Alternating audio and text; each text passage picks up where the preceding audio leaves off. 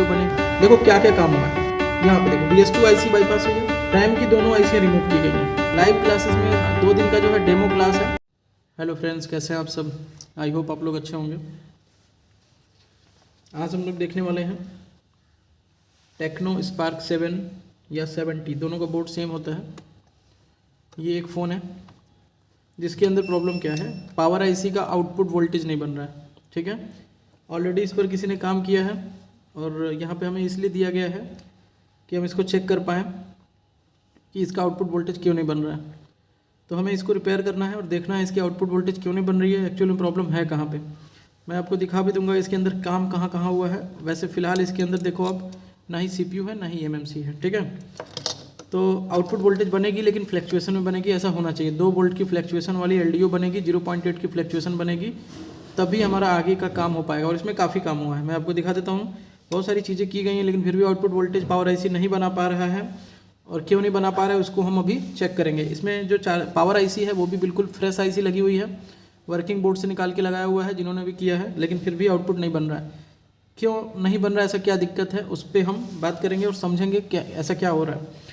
तो इसको हम और चलिए स्टार्ट करते हैं। उससे पहले हम आपको बता दें, अगर आप चाहते हो मोबाइल रिपेयरिंग का कोर्स करना तो 10 जनवरी से लाइव क्लासेस स्टार्ट हो रही है। ऑनलाइन लाइव क्लासेस जो है हमारा 10 जनवरी से स्टार्ट हो रहा है। उसकी सीट बुकिंग चल रही है, लिमिटेड सीट है और कुछ ही सीट बचे हुए हैं। तो जिनको भी लाइव क्लासेस ज्वाइन करना था, काफ़ी लोगों का मैसेज आया था कि सर लाइव क्लासेस कब से स्टार्ट हो रही है, तो वो हमसे कांटेक्ट कर सकते हैं स्क्रीन पर दे रहे नंबर से या डिस्क्रिप्शन में दे रहे नंबर से, और सीट की बुकिंग कर सकते हैं। लाइव क्लासेस में 2 दिन का जो है डेमो क्लास है। आप 2 दिन डेमो क्लास ले सकते हो और उसके बाद आपको अगर समझ में आए तो आप कंटिन्यू करोगे। डेमो क्लास करने का क्या प्रोसीजर है उसके लिए भी आप हमें कांटेक्ट कर सकते हो और डेमो क्लास ले सकते हो 2 दिन का। 10 जनवरी से बैच स्टार्ट हो रहा है लाइव क्लासेस, रात में उसकी टाइमिंग है। ठीक है, नाइट में, तो टाइमिंग का भी आप कंफर्म कर सकते हो। अगर आप चाहते हो वीडियो कोर्स के माध्यम से सीखना तो आप हमारे वेबसाइट के ऊपर विजिट कर सकते हो, जिसमें आपको कंप्लीट मोबाइल और लैपटॉप दोनों का वीडियो मिलेगा। वहाँ पे आप मोबाइल रिपेयरिंग भी सीख सकते हो, लैपटॉप रिपेयरिंग भी सीख सकते हो, बेसिक से एडवांस, UEFI ईजी ZTAC सब मिलेगा उसके अंदर। और उस वेबसाइट के अंदर अपडेट्स भी आते हैं, टाइम टू टाइम अपडेट्स भी आते हैं, यानी कि नए टॉपिक उसमें धीरे धीरे अपडेट किया जाता है। यानी कि कोर्स के अंदर कंटेंट भी बढ़ते हुए रहेंगे। अगर 1 ईयर का आप परचेज करोगे तो 1 ईयर तक कंटेंट भी आपको बढ़ के मिलेंगे, यानी धीरे धीरे उसमें ऐड होते जाएंगे, नई नई चीज़ें तो आपको मिलती रहेगी। और लाइव क्लासेस जिसको भी चाहिए वो 10 जनवरी से जो बैच स्टार्ट हो रहा है लाइव क्लासेस का, उसका डेमो ले सकते हो, आप उसे ज्वाइन भी कर सकते हो। तो अगर आपको सीट कंफर्म करना है तो दिए गए नंबर पे कांटेक्ट करके आप जो है लाइव क्लासेस के बारे में पूरी इन्फॉर्मेशन ले सकते हो, सिलेबस ले सकते हो। चलिए यहाँ पे हम स्टार्ट करते हैं। ये पावर IC है, इस पर काम हुआ है। देखो क्या क्या काम हुआ है। इधर देखो, यहाँ पे देखो BS2 IC बाईपास हुई है, जूम कर देता हूँ मैं। BS2 IC 6 पिन की होती है, जंपर की गई है दोनों में, ये बाईपास हुई है। रैम की दोनों IC रिमूव की गई हैं, दिख रहा है। ग्राफिक IC पे भी काम हुआ है। ऑडियो IC निकली हुई है, नज़र आ रहा है, ऑडियो IC भी निकली हुई है। यानी कि इतनी सारी IC इसके अंदर, 3-4 IC जो है वो नहीं है, फिर भी ये आउटपुट नहीं बना रहा। मैं दिखा देता हूँ आपको।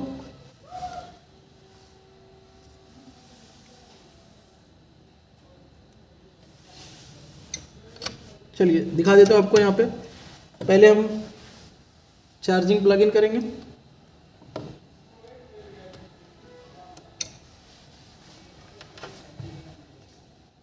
मल्टीमीटर को वोल्टेज रेंज पे सेट करेंगे,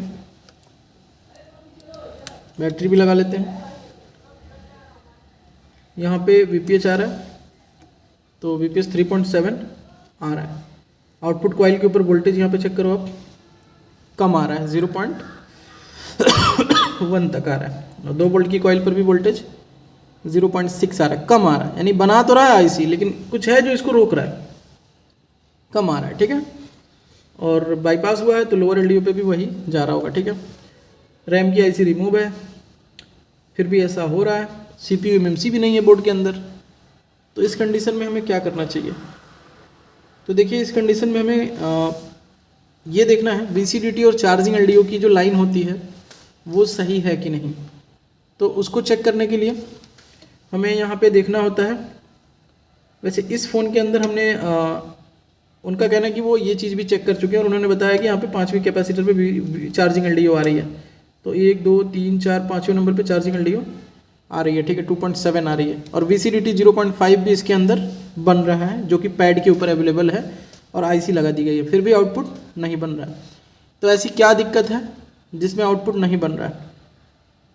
तो समझना चाहिए। देखिए, इस तरह के फ़ोनों में जिसमें भी चार्जिंग का फ्लक्स सब बोर्ड से कनेक्टेड है, दिख रहा है यहाँ पे जंपर लगा हुआ है, यानी कि वीबस की लाइन का जंपर लगाया इन्होंने। देखो यहाँ पे वीबस की लाइन का जंपर लगाया, 5 वोल्ट आ रही है यहाँ पे, ठीक है, 5.2। अगर हम इस जंपर को हटाते हैं तो वीबस इसके अंदर एंट्री नहीं हो रही है, क्योंकि इसके फ्लक्स में, अगर हम यहाँ पे चेक करें तो इसके फ्लक्स में 5 वोल्ट आ रहा है, अभी दिख रहा है यहाँ पे, 1 मिनट, हाँ, फ्लक्स में 5 वोल्ट आ रहा है, ये जंपर लगा हुआ है। तो अगर हम जंपर हटा देते हैं इस तरह से और केवल फ्लक्स लगा देते हैं, और अब अगर चेक करते हैं तो भी कंडीशन क्या है, सेम है, 0.6 ही बन रहा है, फ्लक्स में भी वोल्टेज आ रहा है, ठीक है। तो बगल से जंपर क्यों लगाया था? क्या अभी वोल्टेज आया 5 वोल्ट? हाँ आ रहा है, फ्लक्स में भी वोल्टेज आ रहा है, तो फिर यहाँ पे बन क्यों नहीं रहा हायर LDO? नहीं बन रहा। इस कंडीशन में आप विदाउट बैटरी भी अगर चेक करो, नहीं बन रहा। एक और तरीका होता है, आप चार्जर हटा लो, ठीक है, और हायर LDO के कॉइल के ऊपर मल्टीमीटर लगा लो और पावर बटन को प्रेस करो,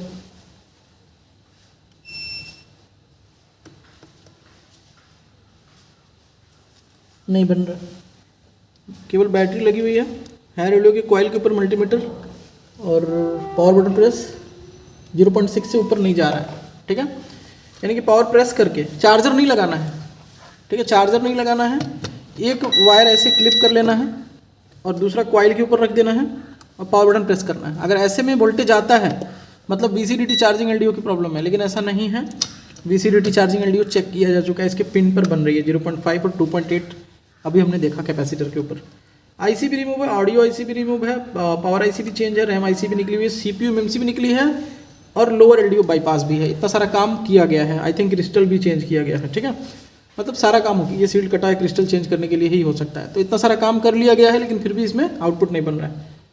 तो जिस भी फ़ोन के अंदर डिस्प्ले के अंदर ये फ्लक्स आता है चार्जिंग का, उसमें आपको ज़रूर ऐसा काम करना है।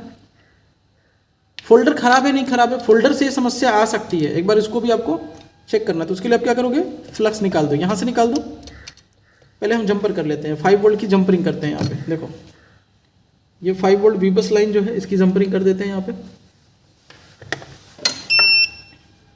नहीं तो इसी में फंस के रह जाओगे और फ़ोन में आपको कंफ्यूजिंग हो जाएगा कि काम कहाँ करना है, और फिर इसी तरह से CPU MMC सब निकलेगा, ठीक है, और फिर फ़ोन रिपेयर नहीं होगा। देखो हमने 5 वोल्ट की जंपरिंग तो कर दी, केबल लगा दिया, चाहे तो केबल यहाँ से निकाल लो या केबल यहाँ से निकाल लो, फ्लक्स से यहाँ से। तो चलिए हम यहाँ से भी निकाल सकते हैं, क्योंकि 5 वोल्ट की जंपरिंग तो हमने दे दी है, तो यहाँ से केबल निकाल दिया, ठीक है। अब हम क्या करेंगे, अब हम चार्जर लगाएंगे। देखो 5 वोल्ट तो जाएगी जब हम चार्जर लगाएंगे, तो 5 वोल्ट जाने के लिए चार्जर लगा दिया, ठीक है। अब हम चेक करेंगे वोल्टेज, फ्लक्स की कनेक्टिविटी हट चुकी है, ठीक है। अब यहाँ पे वोल्टेज आ रही है, तो लो देखो यहाँ पे वोल्टेज आ रही है, ठीक है। एक्चुअली फ़ोन में दिक्कत नहीं है, फ्लक्स में दिक्कत है, यानी कि वो जो LCD के पत्ते में दिक्कत है। यहाँ देखो 2 वोल्ट की हायर LDO, शायद आपको दिख रहा होगा, ठीक है, यहाँ पे 2 वोल्ट की हायर LDO फ्लैक्चुएशन में है, यानी कि काम तो हो चुका है। वो जब पत्ता लगा रहे हो आप तो दिक्कत आ रही है। यहाँ पे देखो 0.8 भी फ्लैक्चुएट कर रहा है, यहाँ पे भी 0.8 फ्लैक्चुएट कर रहा है, और यहाँ पर भी 0.8 फ्लैक्चुएट कर रहा है। यानी कि देखो डिस्प्ले के अंदर प्रॉब्लम है, जो फ्लक्स केबल है वो डैमेज है डिस्प्ले का फ्लक्स, ये डिस्प्ले खराब है। तो इस कंडीशन में फ़ोन डेड हुआ था डिस्प्ले खराब होने से, डिस्प्ले बदलना था, लेकिन सारा कुछ इसमें इतना सारा काम हो गया। चलिए 1 बाय 1 हम लगाते हैं और सारी वोल्टेज स्टेबल करके भी दिखाते हैं। और डिस्प्ले खराब है वो चीज़ भी हम देखते हैं, कैसे करेंगे अभी देखते हैं 1 बाय 1, ठीक है। इसको हम अभी लगा देते हैं इसके अंदर CPU, और रैम की वोल्टेजेस वाली जो IC है वो भी लगानी ज़रूरी है, क्योंकि उसके बिना तो फ़ोन ऑन नहीं होगा। हम देखते हैं इसकी डिस्प्ले आ रही नहीं, कैसे हम क्या करेंगे, देखो ये पत्ता तो लगाएंगे, ठीक है, लेकिन ये जो नीचे वाला पत्ता है वो निकाल देंगे तो डिस्प्ले तो आएगा ना। तो चलिए वो हम देखते हैं ऐसा हो रहा है कि नहीं। अगर उस पर भी नहीं आएगा मतलब डिस्प्ले भी ख़राब है। तो चलिए इसको हम थोड़ा सा क्लीन कर लेते हैं। तो देखो प्रॉब्लम कुछ भी नहीं है, बस उसमें इतने की वजह से लग रहा है कि सीक्वेंस रिपेयर करना है। तो सीक्वेंस में काम कर रहे हैं लेकिन नहीं हो रहा है, तो बने रहिए, हो सकता है अभी आगे और कुछ नई चीज़ें सीखने को मिल जाए, ठीक है। तो हम भी कर ही रहे हैं, जैसा होगा दिखा रहे हैं आपको। तो वीडियो को बिल्कुल भी स्किप ना करिए क्योंकि यहाँ पे कुछ भी हो सकता है। और इसका स्कीमेटिक नहीं है, इस फ़ोन का स्कीमेटिक नहीं है। तो इसको हम जो है हार्डवेयर सोल्यूशन से पहले हम इस आईसी का नोज कट देख लेते हैं। ऑलरेडी ये ओपन किया हुआ है, यहाँ पे नोज कट अप साइड में और ये डाउन साइड में, ठीक है। तो लगा देते हैं दोनों आईसीयों को। ऑडियो आईसी भी इसके अंदर नहीं है तो उसको हम लगा लेंगे। अब देखो ये दो आईसी हमें यहाँ पे दिख रही है, दोनों के नंबर सेम होते हैं, ठीक है, कोई भी कहीं पे भी लग जाएगा। तो एक इधर से लगाएंगे,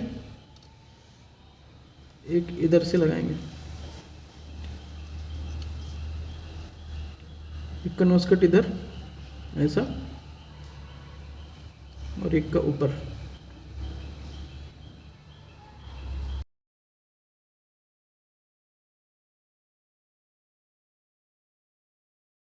ठीक है, तो दोनों आईसी को हमने लगा दिया है। इसके बाद ऑडियो आईसी चलो छोड़ देंगे, वो तो बाद में लगाएंगे।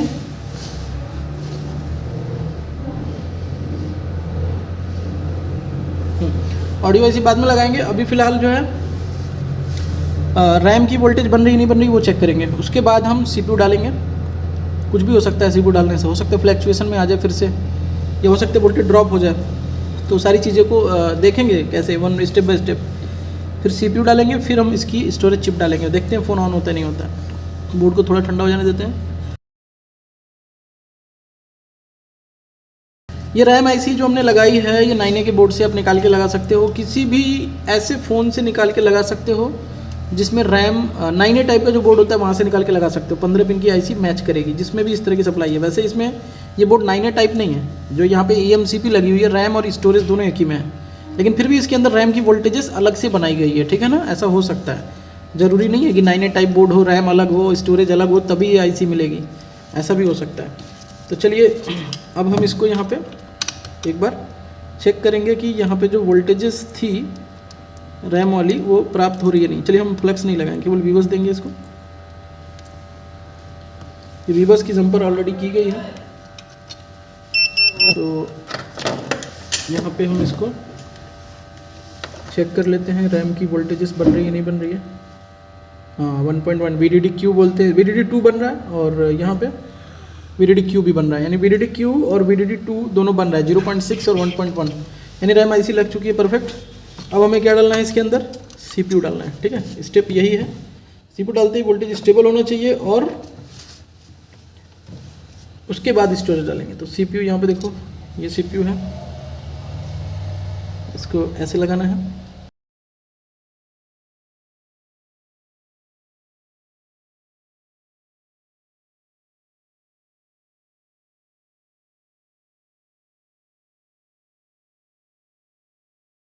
ठीक है, सीपीयू लग चुका है परफेक्ट।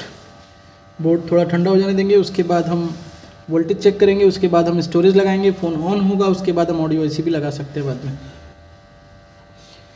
अब हमें ये देखना है कि ये फ़ोन जो है इसकी केवल चार्जिंग फ्लक्स हटाने से ऑन हो रहा है, डिस्प्ले आ रहा है नहीं आ रहा है, या फिर एकदम से गया हुआ है ये, यानी कि एक छोटी सी प्रॉब्लम की वजह से इसके अंदर इतना बड़ा काम हुआ।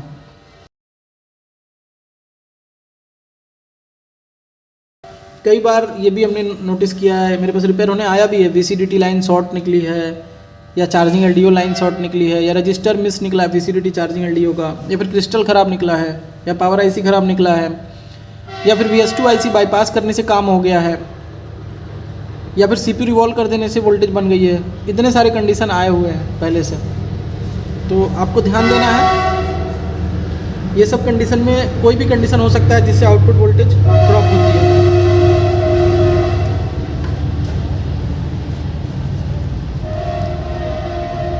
तो ये तो सिंगल पावर आईसी का है। ऐसे ही dual power IC, triple power IC और उससे भी ऊपर 4 पावर आईसी वाले जो फ़ोन आ रहे हैं, जो 5G फ़ोन है जिसमें डबल CPU है, उन सब का सर्किट आपको हमारे लाइव क्लासेस में सिखाई जाएगी। लाइव क्लासेस जो है, जो 10 जनवरी से स्टार्ट हो रहा है, उसमें केवल एडवांस लेवल की ही ट्रेनिंग होगी। बेसिक के केवल आपको वीडियोस मिलेंगे, बाकी कंप्लीट एडवांस उसमें पढ़ाया जाएगा। तो जिनका भी बेसिक क्लियर नहीं है उनको सजेस्ट यही करेंगे कि वो पहले वेबसाइट कोर्स लें और बेसिक से एडवांस सारी चीज़ों को समझें। और कोई डाउट है तो कॉल करके कॉल टाइम पे पूछ भी सकते हैं, या फिर अगर आप ऑलरेडी काम करते हो तो आप हमारा लाइव क्लासेस भी ज्वाइन कर सकते हो, जिसमें आपको काफ़ी अच्छी नॉलेज मिलने वाली है 4G 5G हैंडसेट का। ठीक है, तो हमने चलिए इसको लगा लिया और बैटरी भी लगा लेते हैं और अब चार्जर प्लग इन करेंगे।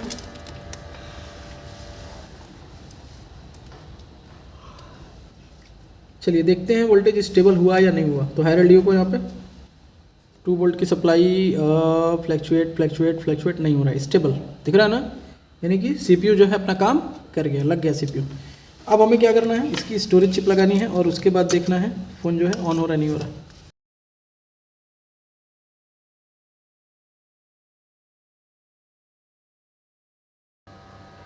और जिसने भी इसको ट्रेस किया वो इस तरह से ट्रेसिंग ना करके वो सीधे CPU MMC ये सारी चीज़ों पे काम कर गए और फ़ोन में काम बढ़ गया।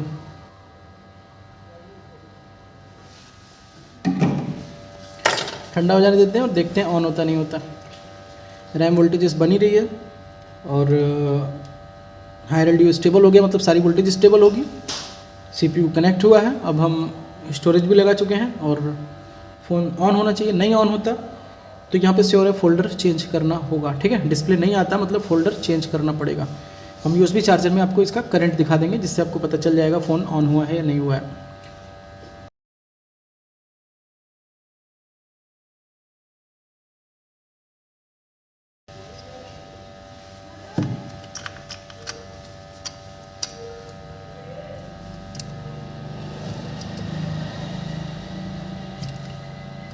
ठीक है, यहाँ से हम लगाएंगे, नीचे से पत्ता हम ओपन रखेंगे, केवल चार्जिंग कनेक्टिविटी ओपन रखेंगे। ये चार्जिंग का 5 वोल्ट यहाँ से दे दिया, बैटरी लगा लिया। अगर हम ट्रिगर करें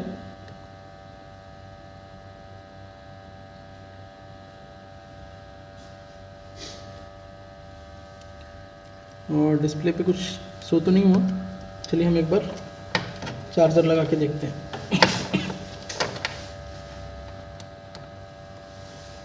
USB चार्जर के अंदर देखो करंट कितना है, 0.88 दिख रहा है, 84। और डिस्प्ले पे कुछ शो नहीं हो रहा क्योंकि ये डिस्प्ले लगाने से ही वोल्टेज फ्लैक्चुएशन में जा रहा। तो कंडीशन यहाँ पे क्या है, एक बार वोल्टेज का फिर से हम देखते हैं। स्टेबल है, 0.8 वोल्ट भी स्टेबल है, ये वोल्ट भी थर्ड वाली भी स्टेबल है, रैम की वोल्टेज भी स्टेबल है, VDD2 भी, डी रैम भी स्टेबल है। तो जितनी भी वोल्टेजेस हैं सारी स्टेबल है। लोअर एलडीओ यहाँ पे बाईपास किया हुआ है। डिस्प्ले पे कुछ नहीं आ रहा है,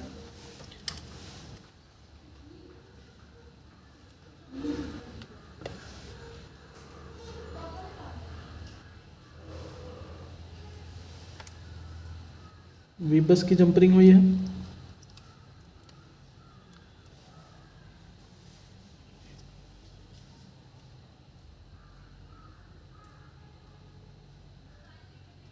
ठीक है, डिस्प्ले पे कुछ नहीं आ रहा। इसके अंदर जो कंडीशन है अभी फ़िलहाल 063 का है, यानी 1 एम्पीयर तक ये जा रहा है, लेकिन इतना तो रिपेयर हो गया कि इसके अंदर पावर का दिक्कत नहीं है। अब इसमें सबसे पहले काम यही करना है, दूसरा फोल्डर लगाना है और इसको चेक करना है। इसकी जो फोल्डर होगी ये टेक्नो स्पार्क 7 की है, ये मॉडल है, ये इसके अंदर वो फोल्डर लगेगा। उसके बाद ये जो है ये एलईडी देखो कंटिन्यू यहाँ पे लाइट जल रही है अभी। ऐसा हो सकता है इसके अंदर स्टोरेज में बैड हेल्थ की प्रॉब्लम या कोई और भी प्रॉब्लम निकले, वो अलग बात है, क्योंकि 65 का करंट ले रहा है तो अक्सर फ़ोनों में ऐसा हो जाता है। ये भी हो सकता है कि डिस्प्ले लगने के बाद वो पूरी तरह से स्क्रीन पे शो करे सारी चीज़ें और ऑन हो, क्योंकि देखो यहाँ पे DPDM CCID वगैरह ये सारी चीज़ें कनेक्टेड नहीं है ना, क्योंकि हमने केवल VBus का 5 वोल्ट दिया हुआ है डायरेक्ट, और फ्लक्स को भी हटा लिया है, यानी कि सब बोर्ड का ग्राउंड जो मदरबोर्ड के ग्राउंड से कनेक्ट नहीं हो रहा है। तो चलिए इस केबल की मदद से हम सोचते हैं इसको कनेक्ट करते हैं, देखते हैं यहाँ से ग्राउंड ट्रांसफ़र हो जाए। हुआ, यानी 1 एम्पियर का आप करंट ले रहा है। अब क्या है ना कि सब बोर्ड का ग्राउंड मदरबोर्ड का ग्राउंड कॉमन हो गया ना, ये एंटीना केबल कनेक्ट कर देने से ये 1 एम्पियर का करंट ले रहा है, मतलब फ़ोन ऑन है। ठीक है, फ़ोन ऑन होना चाहिए, डिस्प्ले चेंज करने पे आना चाहिए। फ़िलहाल तो मेरे पास अभी इसका कोई डिस्प्ले नहीं है टेक्नो स्पार्क का, लेकिन होना चाहिए। ये नहीं होता है तो डिस्प्ले तो दूसरा लगेगा ही लगेगा, क्योंकि जैसे इसके अंदर हम पत्ता लगाएंगे ना, जो भी आ रहा है वो भी बैठ जाएगा। ठीक है, देखो ख़त्म हो गया, पहले ही 0 हो गया, तो हम पत्ता नहीं लगाएंगे। 1 एम्पियर ले रहा है, हम इसके अंदर फोल्डर सीधे चेंज करेंगे। ठीक है, उसके बाद जो है हम इसका, अगर उसके बाद समस्या दिखती है तो स्टोरेज के अंदर बैड हेल्थ हो सकती है या फ्लैशिंग की प्रॉब्लम हो सकती है, लेकिन फ़िलहाल जो दिख रहा है डिस्प्ले चेंज करने से काम हो जाएगा। मैं आपको दिखा दूँ कि वोल्टेज क्या है, स्टेबल है, आप देख सकते हो वोल्टेज, सारी वोल्टेज स्टेबल है। रैम की वोल्टेज देख लो यहाँ पे आप, स्टेबल है। ठीक है, 1.1 वोल्ट स्टेबल है, यानी कि इसके अंदर पावर की दिक्कत नहीं है, कोई भी काम हो चुका है। काम हो चुका है मतलब प्रॉब्लम कहाँ पे था, प्रॉब्लम था इसमें केवल और केवल फ्लक्स डिस्प्ले का, और काम हो गया CPU पे। ठीक है, eMMC पे, रैम IC रिमूव हुई, VS2 IC बाईपास हुआ, इतना सारा काम हो गया। ठीक है, मिलते हैं किसी दूसरी वीडियो में नए टॉपिक के साथ।